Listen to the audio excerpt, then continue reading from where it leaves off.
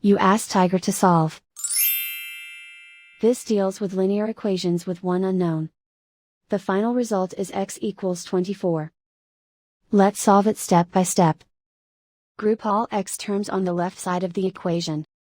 Subtract x from both sides.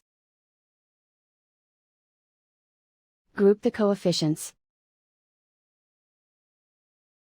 Convert the integer into a fraction. Combine the fractions. Combine the numerators. Group like terms. Simplify the arithmetic. Isolate the x. Multiply both sides by inverse fraction 4 over -3. Move the negative sign from the denominator to the numerator. Group like terms. Multiply the coefficients. Simplify the arithmetic.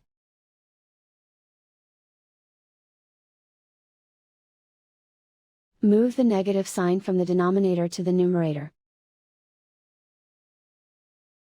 Multiply the fractions. Simplify the arithmetic. And so the final result is x equals 24.